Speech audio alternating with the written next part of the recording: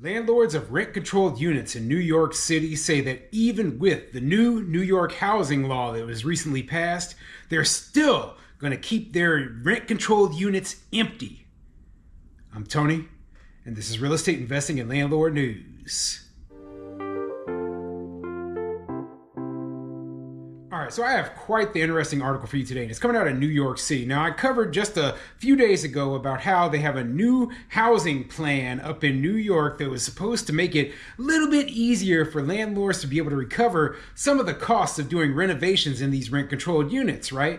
And so they created this huge, great plan, and a lot of the stuff in this plan was bad for landlords, like the good cause eviction protections, and it basically made it so that it's a lot more difficult for landlords to operate, because they're going to end up stuck with tenants they don't want in their properties. They're going to have to go take those tenants to housing court if they want to get rid of them. But that isn't the only thing. They said, okay, we're going to give a handout. We're going to give the landlord something positive. We're going to give them the ability to do renovations and then recover more of the costs, right?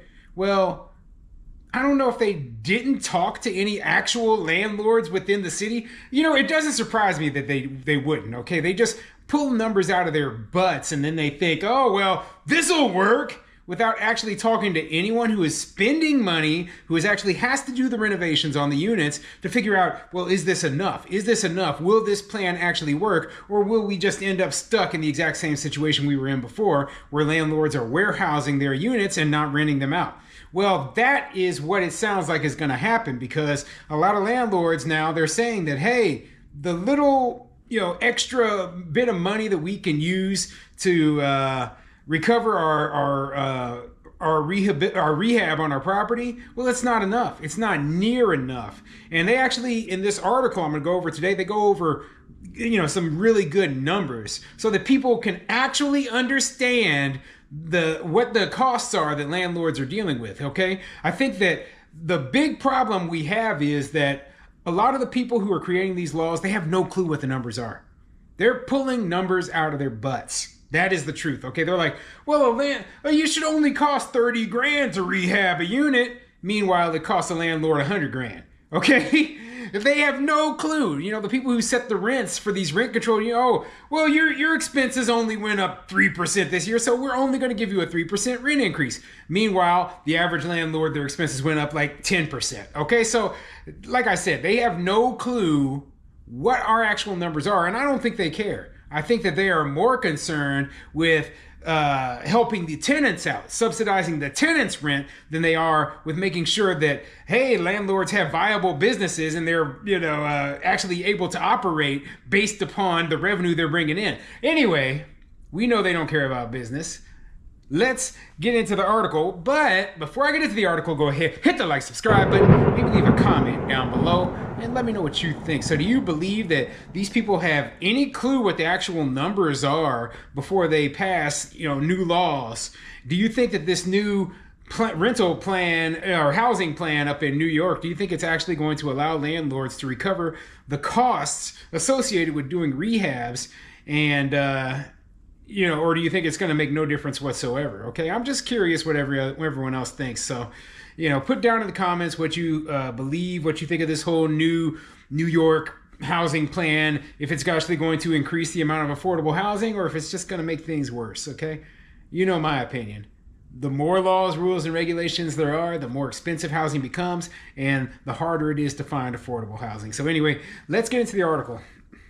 This article is coming from therealdeal.com, and it says, I wouldn't use it. I would just lock the door. Landlords pan new rehab law. Owners of vacant rent-stabilized units say state's action falls short. Yeah, and like I said, I don't think they talk to any actual landlords. Anyway, let's see what the article says. Nearly 5 years after the state put rent-stabilized revenues in a vice grip and dilapidated apartments into storage, Albany sent relief. But will it change anything for owners of rent-stabilized buildings?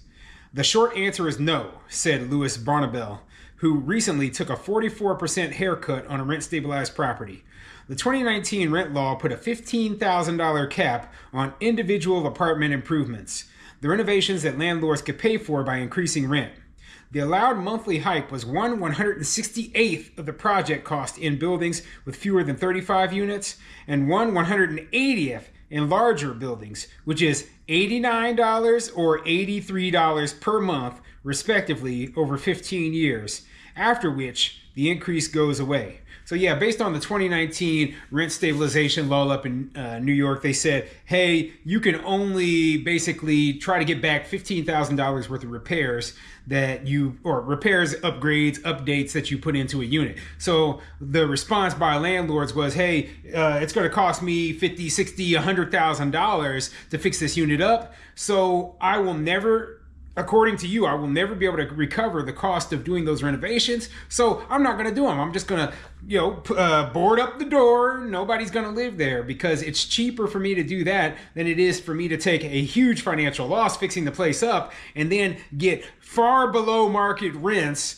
on into eternity. That would just be dumb. And they didn't realize that, hey, this was the natural reaction when you put a person in this horrible situation. Okay, so let me continue. Landlords claimed that was not enough for low rent units needing a lot of work. After decades-long tenancies, repairs can easily top $100,000, so they had to let them rot. I like that terminology, let them rot. The remedy.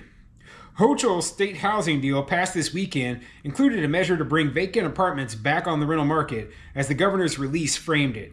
Owners can now spend $30,000 over 15 years and raise rents by either 1/180th of the cost in larger buildings or 1/168th for smaller ones. That's $166 or $179 per month. This time, the hikes are permanent.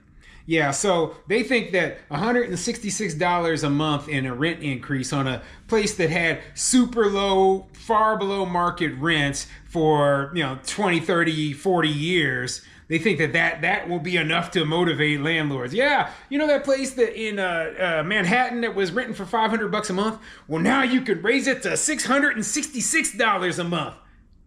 That'll cover all the $100,000 you put in there, right? Wrong, okay? These people think the landlords are dumb or something because they think that somebody's going to want to go out and spend that much money and not be able to recover the costs. Instead, what they need to do is say, okay, the tenant, they're moved out of the place. The place is no longer under rent control, period. In fact, they can just toss the entire rent control law out. But I'm being realistic here. I know that they're not going to want to get rid of rent control totally.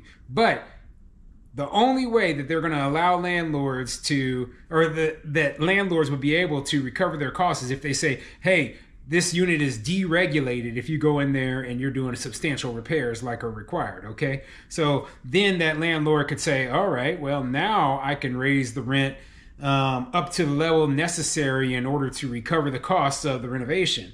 And, that would be ideal. That would be the best thing possible.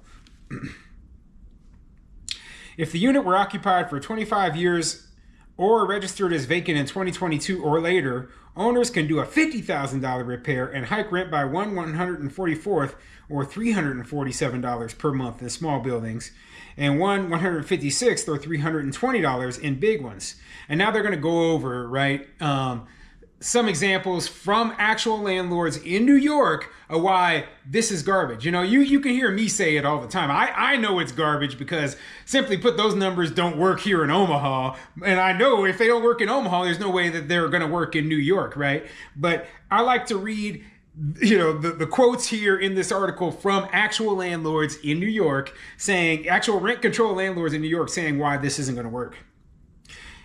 Landlords claim both the new caps still won't cover the cost of gut renovations, and even if they did, they cannot get financing for the repairs. Funding them out of pocket, perhaps with money from performing buildings, is also not attractive for owners who doubt they can keep the property long enough to reap a return. I wouldn't use it, Chris Athenios, who owns about 100 apartments in Brooklyn, said of the program. I think I would just lock the door. Nowhere near what you need. In the days after the word of the new rent cap surfaced, rent-stabilized owners' overwhelmingly complaint was legislators seemed clueless about why the amounts were not enough to bring a rundown apartment back.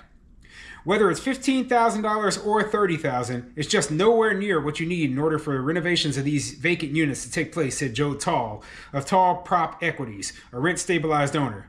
Landlords say if they leave a unit empty, it signals that renovation costs far outstrip a unit's rent. Many apartments held offline have legal rents of just hundreds of dollars per month, owners report.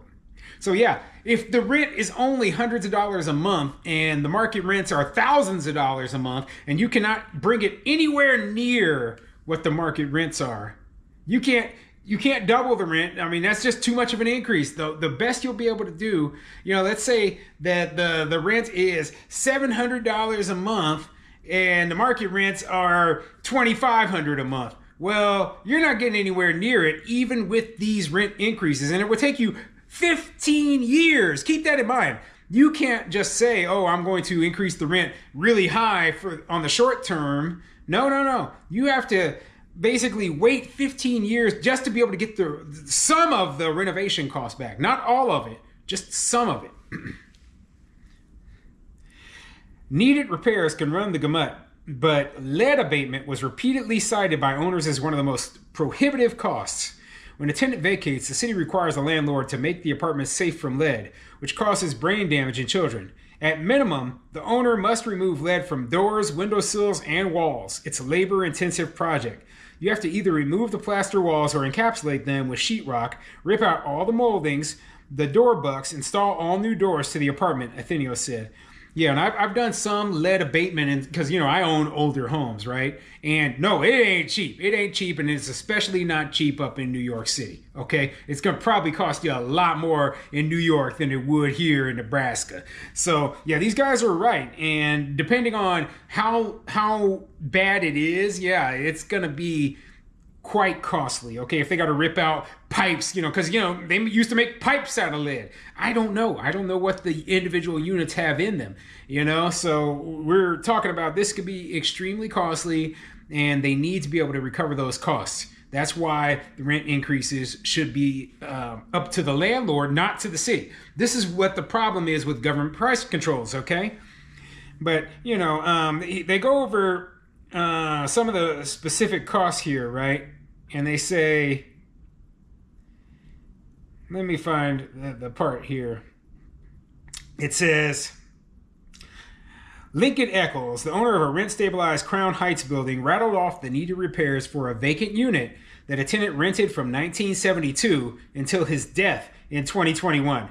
Almost 40 years. One tenant for 40 years. Regular apartments, no tenant ever stays that long. Just the rent-controlled ones. The 2 bedrooms legal rent is $491. Lead abatement, upgrading electrical, redoing kitchen and bathrooms, he said, pulling out the tub, retiling, redoing the plumbing, the cost, cutting all kinds of corners, $84,000, he said. If Eccles were approved for a $50,000 renovation, he could boost rent to $838, which he said would not be enough to cover his $1,200 operating expenses. So yeah, the operating expenses for this unit alone are $1,200 a month. But the most he could raise the rent would mean that he would be taking a $400 per month loss on the unit.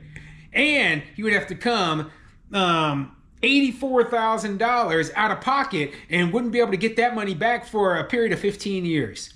So there's a great example of the kind of numbers we're working with here. This is a prime example of why these idiots, these politicians, these feel-good morons who know nothing about business, nothing about being a landlord, should never be in charge of setting rental rates, okay? So what are we going to see? What does all this mean? What does this really mean?